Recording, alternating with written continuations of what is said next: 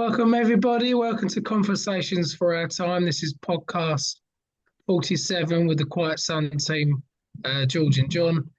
This is part three. We're going to continue with human consciousness, and we'll just bounce that around with everything that we're learning, and with the Neville Goddard stuff as well. We're doing this every single day. We are learning how to do this every single day, but it's also we got to be careful about continually learning this stuff. We already know this stuff because we have to be careful because it's a funny game, consciousness and creating our reality. Because if we're constantly doing something, we're constantly creating that thing at the same time. So we're remembering. We're not just creating. We're remembering who we are. We're remembering how to create. And these books, Neville Goddard, or whatever teachings you have that you listen to on YouTube, they're just reminding us they are reflections of us, and they are reminding us of how to create the reality that we want to live in. Instead of doing it unconsciously, which is what we become masters of our own lives, we want to do it the way that it was meant to be, consciously, conscious manifestation. You know, we're always going to be learning because we're always going to be realizing, it's self-realization, but we also don't want to fall in the trap. This is what I'm learning. Then John's gonna relay what he's been learning. If we constantly say to ourselves that we have blocks, yeah, we're going to create experiences in our lives that's going to show us our blocks. We have done this all our lives. And it's time to, for me anyway, I can't speak for anybody else, it's time to stop and see in your own reality, in your own consciousness, that you have no more blocks. Everything that you've ever wanted is here now. And this is the way that I'm doing it. This is the way that I'm learning it. And it's fascinating. Everybody's going to have their own ways in doing this. I've stopped saying to myself, I've got unconscious blocks, because I don't want to create any more unconscious blocks and have that as my experience. I truly have come to know that everything that we've ever wanted is in the here and now. Everything unfolds in the present moment. It unfolds through us, through me, as the one supreme being. I'm the individual unit of consciousness that comprises the one supreme being. And we're all part of this. It's a reflection, just like the word universe. You know, it's not just universe, one song. You break down the word uni, and it is saying you and I. And it's beautiful. All of this is beautiful. And the more you say these things, this beautiful life is beautiful, everything is working out perfectly. You know, you are creating that experiences. You're still going to get challenges on the way, but is it going to knock you? Is it going to throw you off balance? Or are you going to shrug it off and get back into your center? So this is what I've been focusing on. And it's been a journey, you know, but I'm also the destination. So how you doing, John? Yeah, all good. Thanks, George. Thanks for the intro. I suppose, well, I know that I've been on my own journey. Me and George are obviously supporting each other through this transformation. And, you know, it all comes back to the concept we have of ourselves. If you believe and know that you deserve whatever it is you believe and know you deserve, and you practice on imagining that. I mean, our imagination, the creative force behind this body, is everywhere. You know, when a rose grows as a rose, I'm looking at the rose in my garden at the moment. The rose doesn't think it's anything else other than the rose. Now, anyone who's listening to this, just think about that, allow that idea to go into your being. A rose doesn't try to be anything. Well, it doesn't try to be anything. It's just the rose, right? It produces blooms, and we can enjoy those blooms, and we appreciate the rose as a rose, depending on your knowledge. But you don't call a rose a buttercup or a sunflower. A rose is a rose. It has the characteristics of a rose. It has the scent of a rose. It looks like a rose. It follows the seasons like a rose. So we can apply this principle to our way of being. Eckhart Tolle says there's an underlying beingness to everything in nature. Now, I believe the issue or the distortion that we have is that we believe we're something other than nature. Everything expressed in the reality that we see is an expression of the universe, God, Buddha, whatever you want to call it, divinity. Where humans have obviously started to lose sight of this is due to our disconnection to nature. This is a fundamental thing. Most philosophers, ancient civilizations, all had a very deep connection to nature. We've mentioned on this on the previous parts of this particular concept that we're trying to build. Because if you believe that you are just a physical form, you lose all your power. Yeah. You're trying to act upon your environment through your physical, your speech, your thoughts, your actions. You're trying to manipulate the environment. Now, we've been trying to do this for many thousands of years, certainly in the last few hundred years, is human beings have tried to force their environment to suit their concept of themselves. Yeah. So if we have a very mechanistic way of thinking, well, that will be translated into our environment. We'll try to force that onto the environment. But if you don't understand the patterns and the cycles of nature and how things appear, disappear, reappear in a different form, if you think about water, water will change depending on, where it's at, what are the different things that are acting upon it. But water also then changes its environment. So when we synergize with nature, we start to see the patterns and the cycles. And we understand that everything has a purpose. So human beings' purpose, in my opinion, is to create the life that we want through an understanding of how it all works together, how the universe actually functions. So this whole manifestation thing is, we can go many different ways with this. But, I wanted to quote something from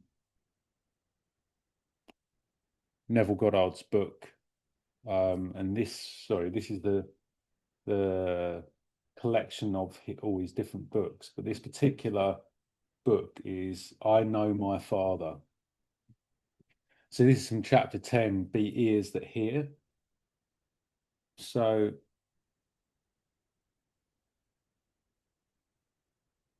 as long as man or humans looks for the cause of expression in places other than the expressor, i.e., themselves, he looks in vain. For thousands of years, man has been told, I am the life and light of the world. No manifestation cometh unto me save I draw it.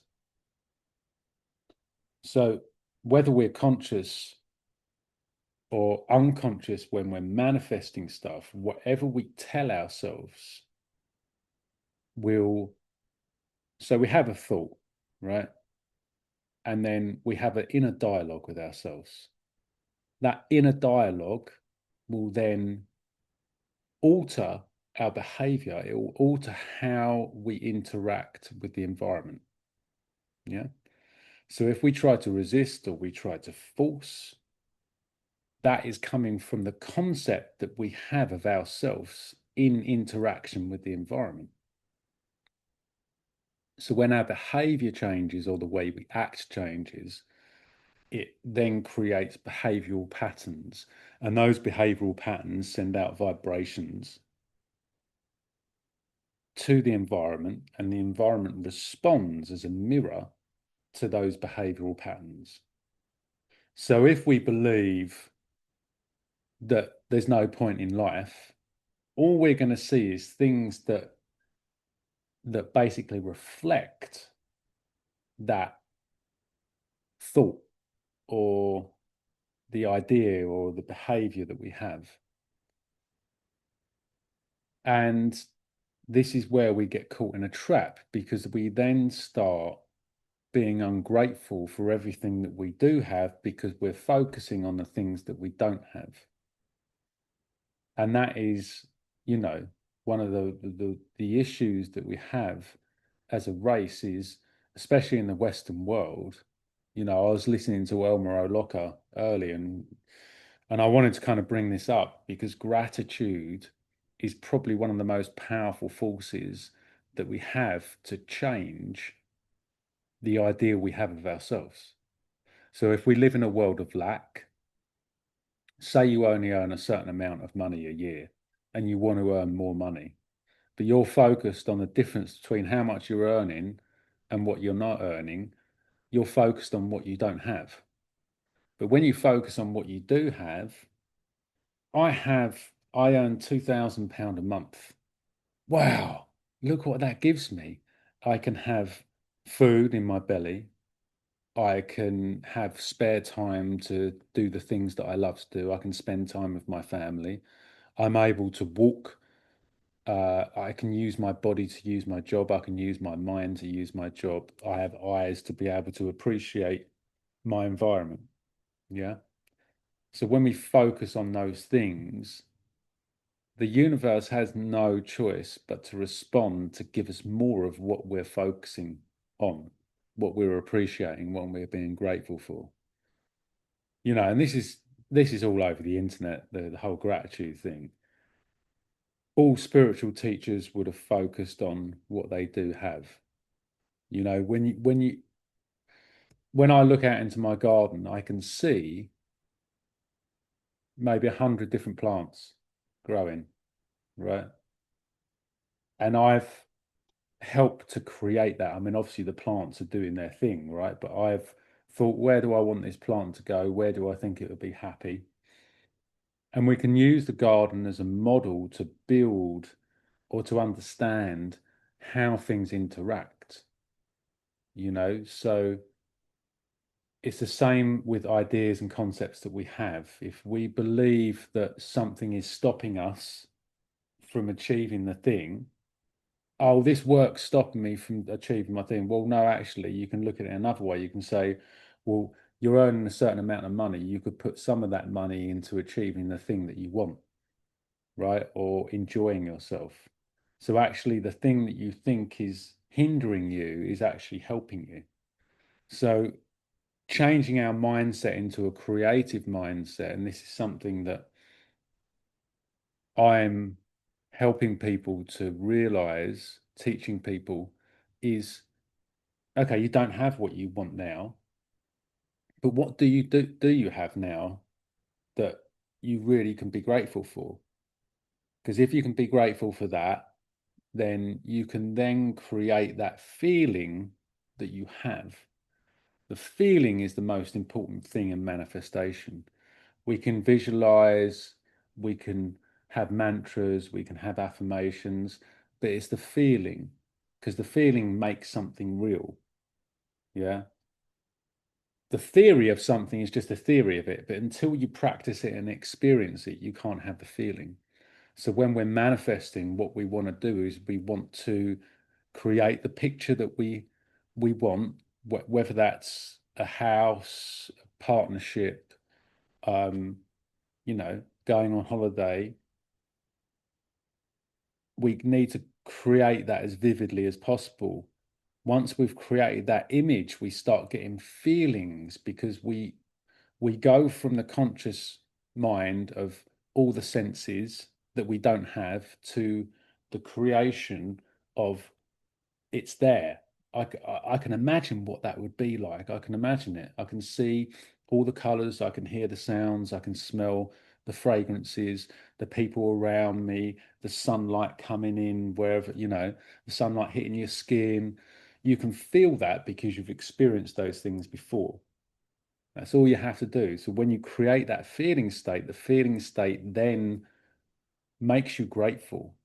When you're then grateful, your behavior changes, and your behavior then changing creates new opportunities, and those opportunities then lead you closer to your goal. I hope that was a good enough explanation there, George. That was excellent because it's exactly on the lines that I'm thinking of. How we both just synchronized properly the last couple of years, definitely the last year, definitely the last 6 months, 1 month, 1 week, one day. It's incredible. Yeah. It's happening, There's so many, I love making notes, and I've written down a lot of what you're talking about. Number one is self concept. 100%, I agree with you. What you think about yourself, not what you think about yourself, what you truly think about yourself, because there's the honesty that comes into it. What you honestly think about yourself is directly proportionate to what you'll get out on the so-called outside world back to you. Yeah. And that's what I do. I specialize in self-love. It is, period. It is the most important thing in life. That self-talk. What are you saying to yourself? What are you complaining about to yourself? It's not easy. I still catch myself. I bring myself back into the present moment. This game isn't easy, but we live in a Godhead. It's already whatever we say, whatever we think and feel is gone boom straight into the Godhead. That's why in the Bible, ask, receive, you're already asking for it for whatever you're saying, and God's already received it. You are God, you've already received it. But it's about being in the receiving mode. You cannot be in the receiving mode if we're too busy complaining about what we haven't got. So this is what I do. I challenge people's erroneous belief structure. What is unconscious about them? What is the unconscious thoughts that they're having? And it's a good job to write things down. What have you been thinking about the last half an hour? What have you been thinking about the last 15 minutes? Find yourself. These are what unconscious blocks are, but you've got to, if you keep saying you've got unconscious blocks, you're going to stay in that state of being, and you'll find more experiences, and you'll go around in a circle. That's what I used to do myself. And I've stopped saying that. But the unconscious beliefs, what we really think, that's what we got to change, because it doesn't necessarily mean it's the truth. Belief, the word's got lie in it. You have to know in the present moment, because that's where God is, in the know, in the now. Now and know, very similar words. So, and I love that example. I love the example about the rose. The rose, once you understand what you've said about the rose, you understand really the essence of life. That is the whole point of existence. That rose is so beautiful. It just bees. It doesn't complain. It doesn't complain about the political system. It doesn't complain about the state of the world. It just is. And of course, people will say, you're not doing anything about it, all the corruption in the world. Well, we have to accept the word. I'll always go back to abracadabra. Whatever I speak, I create. So if we're saying this and we're saying this, we're saying this, we've manifested it in the 3D. That is the bitter truth and the bitter truth pill that everyone needs to swallow, because we're just going to get the same old thing. And that is the point of disconnection with nature. You're 100% correct. It's all about going from oneness to duality and coming back to the oneness, because what I've learned is the disconnection with nature had to happen, because it's a beautiful story to come back to oneness. Otherwise, there's no story to tell. Like I always say, you know, we can sit here for trillions of years being beautiful and just being. There's nothing that you'll learn from that. There is so much to learn and grow for your soul of going into that duality, dual, which is phonetically jewel. I tie myself to the jewel, and you come back to the oneness. But we've got to, I was writing an article yesterday reminding ourselves that there is something bigger at play. There is something bigger than the human self. And we have to really start to realize it now, that there is. We have interfered far too much. Hands up high. I have interfered far too much in this world. I have become so judgmental, and I've created that. I can't blame anyone. I put it in my consciousness. I can't blame Tom, Dick, and Harry for this. This is me, you know. And it's not easy for the ego mind to accept. But once you start accepting it, you've got the power back. You know, blaming everything on the outside, it happens all in here. Where did you get the thought from? Well, it's here. It's not there. It's in here. An old age concept that we live in a Godhead, and the Godhead is you. It's us. You know, so it's about self-realization. Everything that we do, we're watching ourselves. Whatever we're thinking about, we become that thing. We become whatever we think about. We're watching ourselves. I'm watching the laptop. We become that laptop because it's in the Godhead. I become the mobile phone. I become my jigsaw puzzle. It's in the Godhead. So you want to consciously create what you want to become. If you want to have a loving relationship, you've got to become that loving relationship. If you want to have a successful career, you have to become that successful career. But also we have to love where we are right here, right now. How do you really truly feel about in the position where you are in this life? Because if you secretly feel hard done by, if you secretly feel whatever you say to yourself, it's skin, it's hard, you're just going to create your experiences from that. That's what's going to happen. You know, you have everything that you've ever wanted in the here and now. And we have to change this thinking. We have to stop this negative thinking. And, you know, we have to refine tune what we want and how we feel about it in the present moment. Oh, I long to be over there. I long to be over there. That's what you're advertising to the universe. Yeah, that is what we are advertising. If we're negative about where we are, you have to love this present moment and where you are. There's nowhere better for you to be. You are meant to be here in this present moment. This present moment is where the Creator is. This is where pure love is, unconditional love, which is what we are. And then we put conditions and everything. Life, as Bashar said, life in itself is meaningless. It's what we give the meaning to, whether it's good or bad. We bring the meaning to it. So we can bring a bad feeling to Oh, I don't want to be in this world. Oh, I'm skinned, and all of this stuff. Or you can bring a loving experience in this present moment. I'm so lucky to be here in this present moment. I'm so lucky with the opportunities that are flowing to me in my life. I'm so rich. I'm so loved. I'm so abundant. I have a beautiful air that I breathe in. I have loving space. It's a very different energy. So go into alchemy, silver to gold. If you want the gold, you cannot continually think about the silver. You have to accept the silver, the conditions of what your present life is. You have to accept it, and you have to accept it lovingly. You accept that moment. If you're not accepting it, you're resisting. If you're angry about the world, you're resisting. So you accept the present moment. You can't change it, otherwise you create the conflict within. You accept the present moment, the silver, and you want the gold.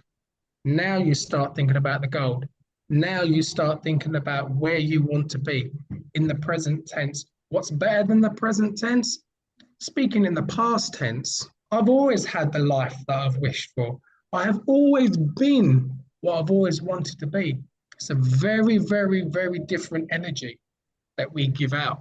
So I wanted to just reply back to all the things it was saying, John, because there's a lot more. But that's the way that I see it. Let's stop resisting. Look at the silver, alchemize, accept where we are, and then look at the gold and dwell in that state of consciousness.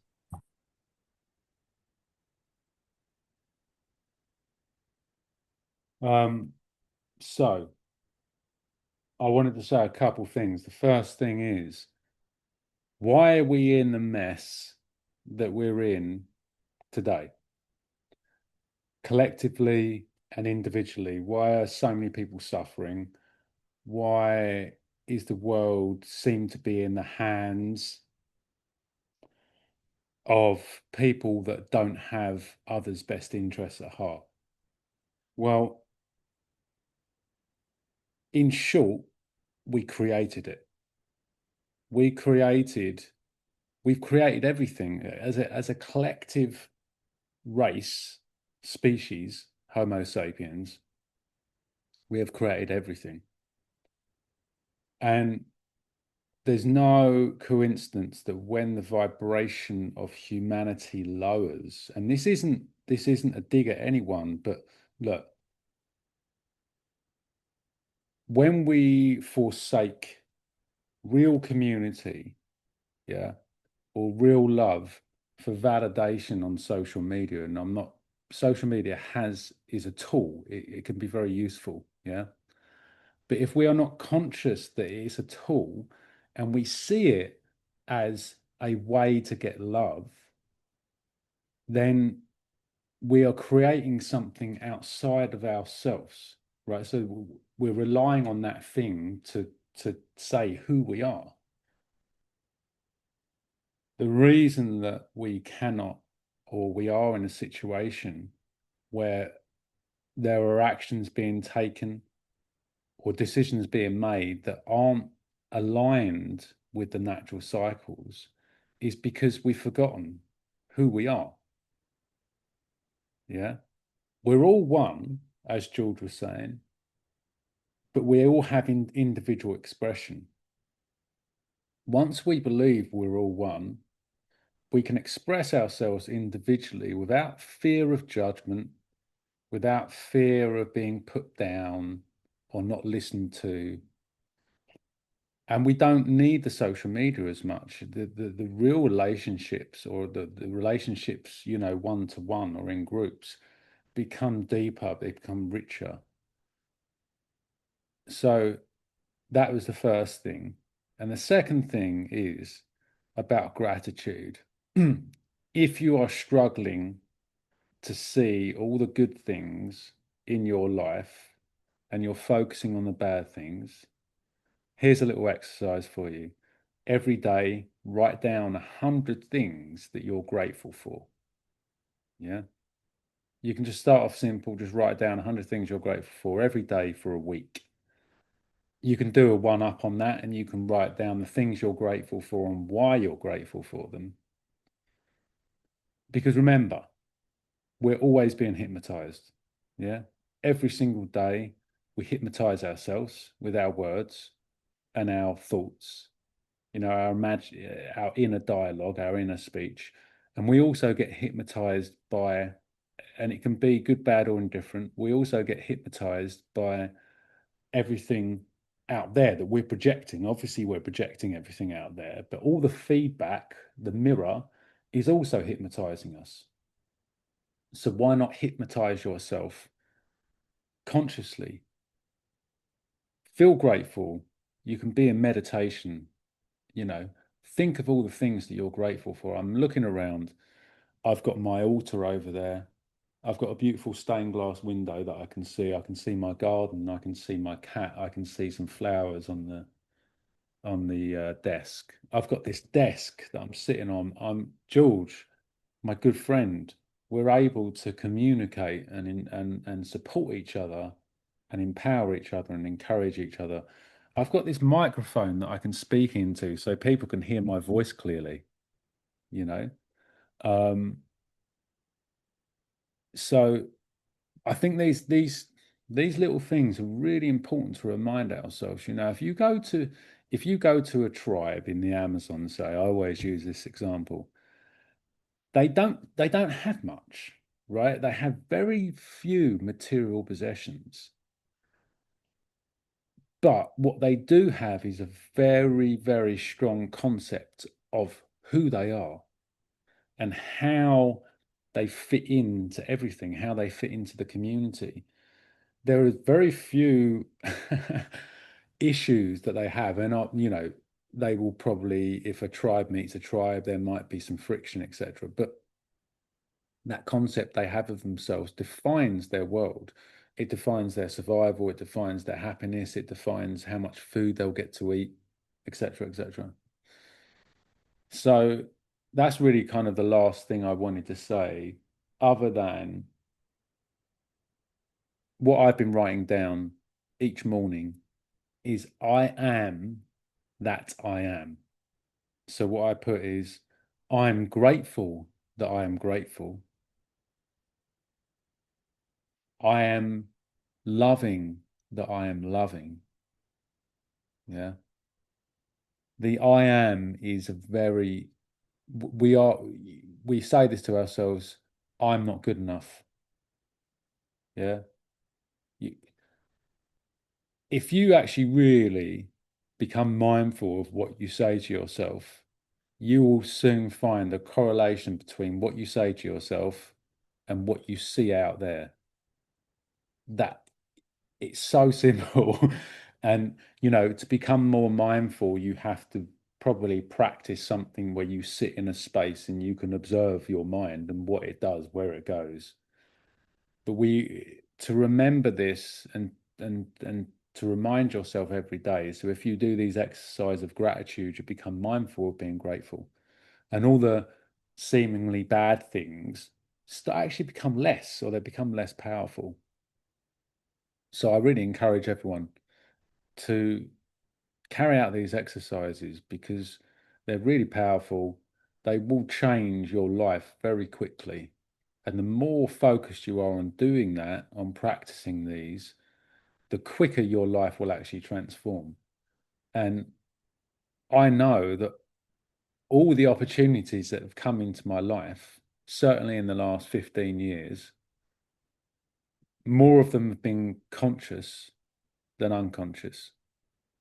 Because I know, and sometimes I slip out of it, but I'm training myself, teaching myself to remember that, So that's my 2 pence worth, George. That's great. That's great, man. I'm watching the time, but everything you've said is a nail on the head. We create everything. That's the crux of it. And I don't say that in a negative way. It's such an empowering thing to know.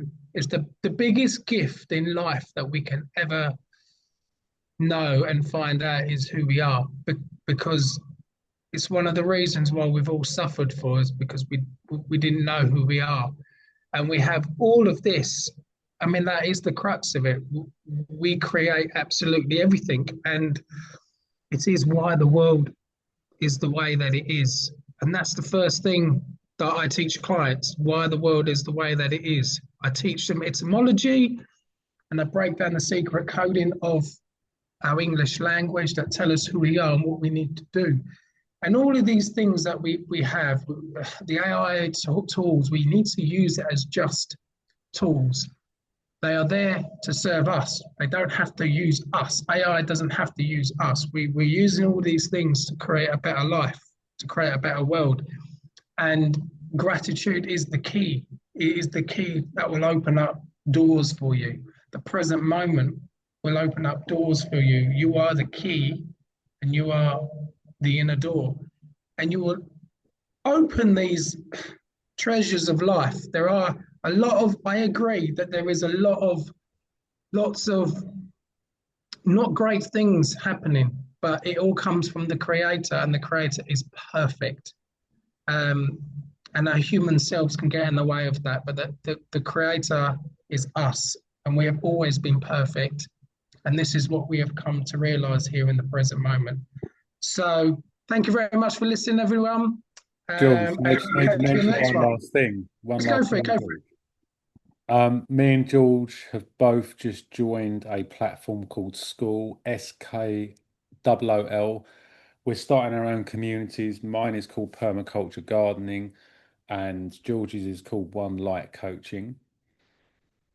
Both going to be very inspiring, practical, spiritual, really tuning us. So we're going to put that in the description box below. So